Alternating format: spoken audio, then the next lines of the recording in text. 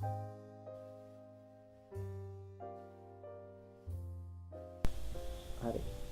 May the Triple Chain bless you.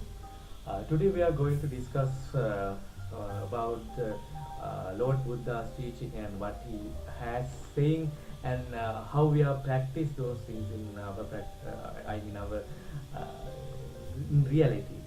So so. Uh, so this is very important to discuss. The Lord Buddha says so many things regarding, the truth of the life, right? So now, today onwards, we are trying to discuss the matters regarding what the Lord Buddha is saying and what we are hearing now, and what is true Buddhism and how it practiced in our day-to-day life. This is a really important factors in these days.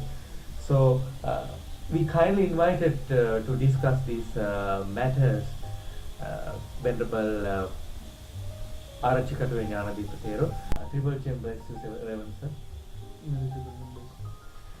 Now, when we talk about the Buddhism, so many, Okay. right, nowadays we are thinking what is a Buddhism and what the real Buddhism and what's Lord Buddha's teaching, and so many persons give different definitions regarding this. So, Venerable Thero, what is a Buddhism? What is a Buddhism? Well, when we got the basic theory of what's Buddhism, imagine that you are a non-Buddhist person and you don't know what's Buddhism and you want to learn what's Buddhism. Yeah. What would you refer first? You might refer the dictionary or the internet. And when we refer the dictionary, we see that there's the definition of what's Buddhism is an Asian religion based on the teachings of Siddhartha Gautama or Lord Buddha. But that's not the real definition of what's Buddhism. Buddhism is not a religion. It's kind of a philosophy and a vision.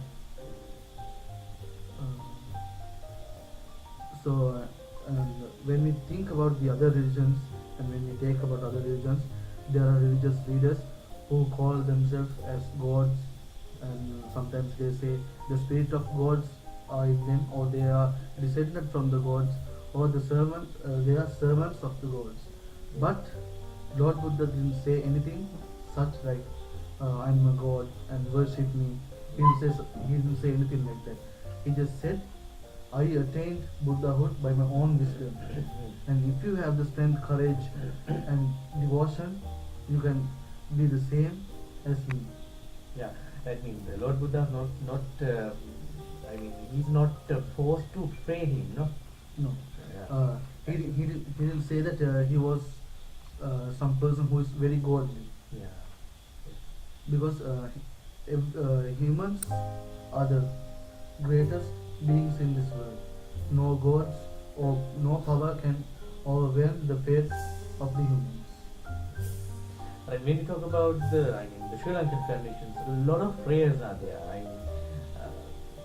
The praying or wishing something. It's not real Buddhism, no. We have our own power. We are not thinking about that one. No? What's the reason behind that? Normally, when we see this to a human eye, sometimes it's so stupid. You see a beggar on the road, right? And you see most of the beggars are not. They don't have any disorder. Oh, they are not disabled person, no? Yes, but they don't have the wisdom to get ordained into anything. That means they don't have the wisdom to become a Buddhist monk. If they had any wisdom, they would have Buddhist monk, and if they know what this suffering is, they would have just vanished from this world. Yeah. So that's interesting to see that. So, what are the basics of Buddhism now? If someone who listens from another country, or some God prayers, or any other person. So, what are the basics of Buddhism? When you talk about, when you think about the Buddhism, what are the basics of Buddhism?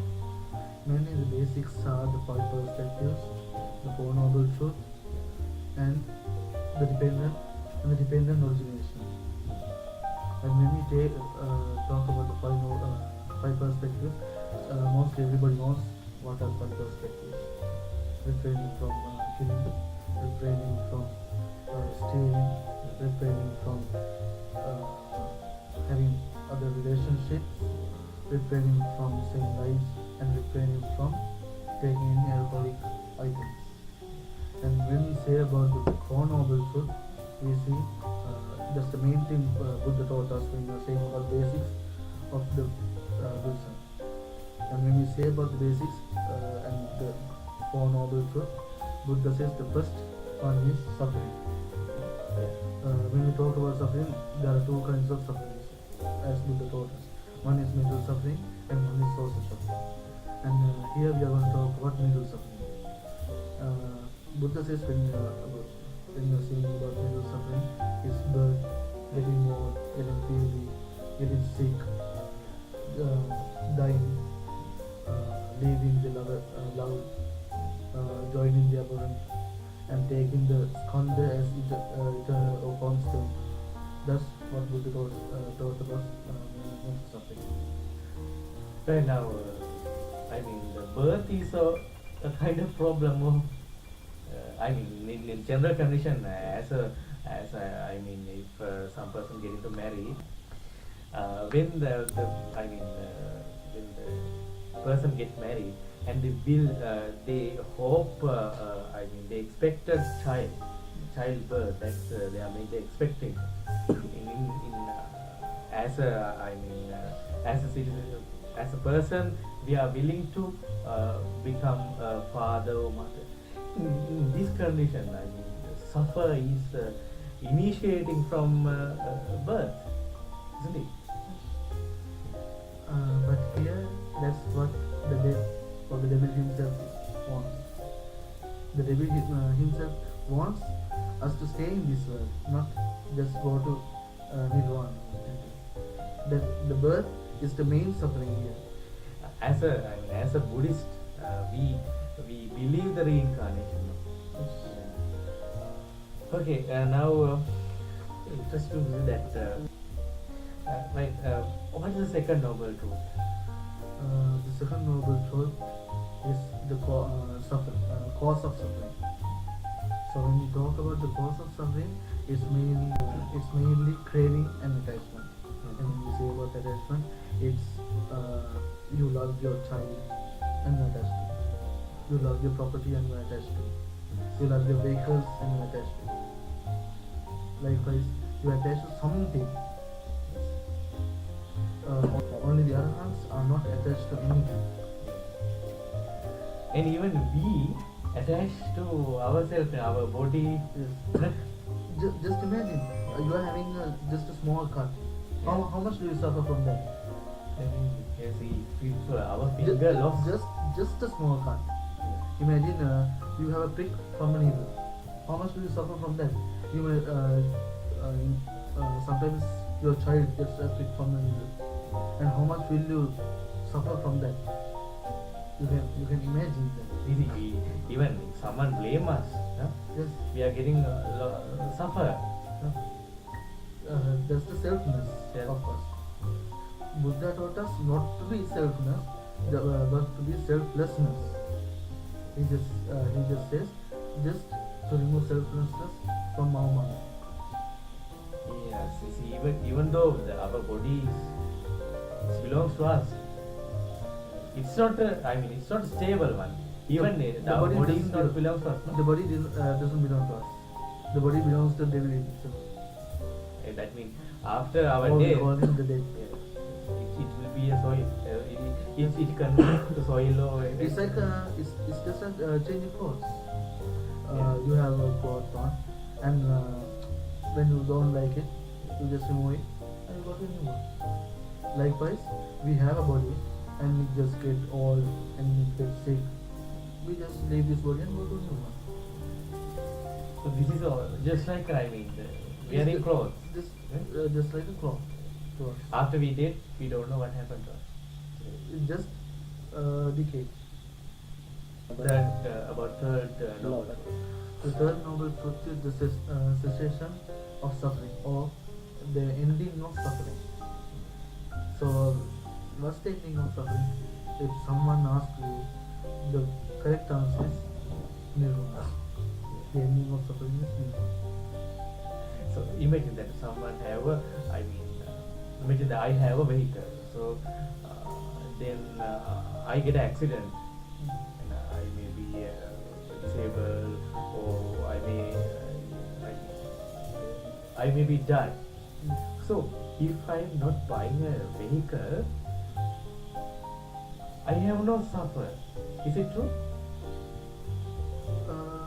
Mostly we can't apply with that theory because we are mostly attached to anything, even our body, even our clothes, something we attach, even a job we attach to it. And that means the external things, no? Or internal things. External or internal, we are attached to anything that that we get the sight of. That means we attach them from our mind, from our soul. That's the problem. Not not a physical matter. No. Thing, no? And the Buddha, when says about nirvana, he says sometimes some might imagine what is nirvana, right? It's a physical thing. Can you take it into your hands? It's just like you are having a candle, or we may say a lamp maybe, and when the oil is finished, the lamp goes off.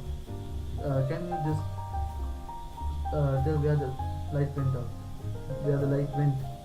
Yes, in scientific theory, the physical science, then scientists try to find out what's nirvana, and what type of thing. Yeah, we can't say it's a place or a thing or some. It's not just a place. It's just our vijnana just measures. It's just it was a proof. There's nothing there. There's no birth or anything. Just the end of every suffering. No birth. Lord Buddha teaches us to how to end the suffer. Yes. The end of the suffering is we are going to the nirvana, or we are attaining nirvana. Right. Finally, we have to talk about the fourth noble path. Noble truth. Finally, we have to talk about the fourth noble truth. What's that? The fourth noble truth is the path of ending of suffering. The fourth noble truth is the eightfold path. Eightfold path. Can you explain? Saying about the eightfold path is the path we go or we follow to attain nirvana.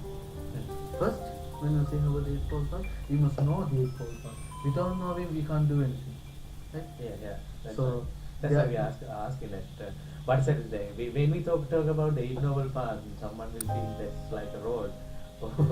It's not like that, no? Yes. There are three ways to know the eightfold path.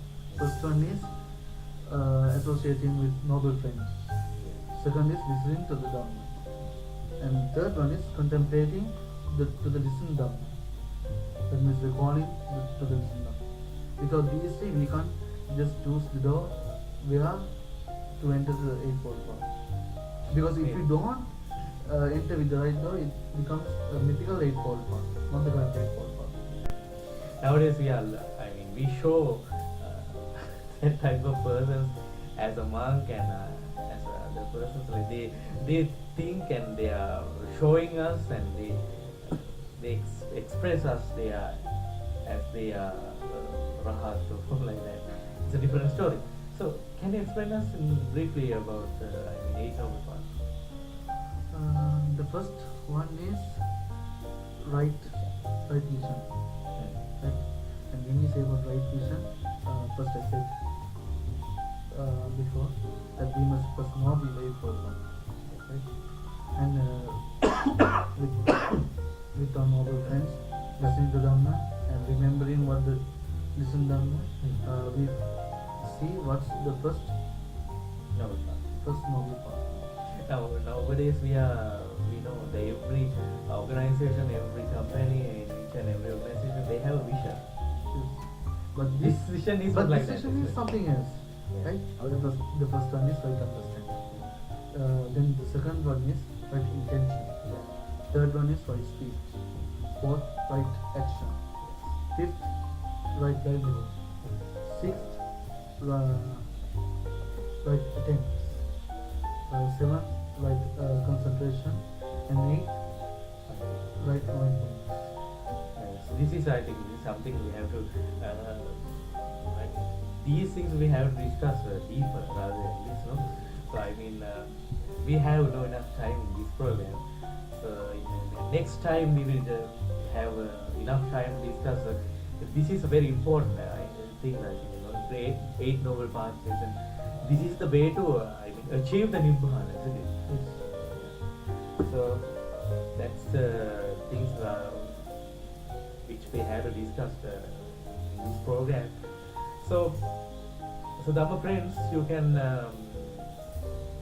make a comments regarding these programs, and this is our attempt to give you the real picture about what's the real Buddhism, and that's very important in this type of complicated world. And we know we are suffering, and we are ending with the suffering. And the Lord Buddha shows us to how they end suffer. That is very important. This is very important things which we have discussed. So I so thank you very much, Venerable Arachakattuvenyānanda Putero. Venerable Sir, we have to discuss these matters further and further, and what's the Buddhism, and what's the meaning of Buddhism, and how can we achieve the Nibbana by in this program we are trying to express you what's the Buddha's teaching and how we have to practice these things. The meditation, like, things are very important in this type of world. We are living in a complicated, complex world. So therefore, definitely we have to follow the Lord Buddha's teaching, and that's very important. So thank you very much, Reverend Sir, to participate in this type of work for your valuable contribution to our program. And thank you very much. And we hope you join with us in the next episode to discuss deeper these matters. So, Dhamma friends, we hope to meet you again to discuss these matters and what's the Lord Buddha's teaching, and we have to achieve the goal, the ultimate goal, definitely to become, to attain the Nibbana. And we will show you the path. And follow us and subscribe us, our channel, and we will meet you again.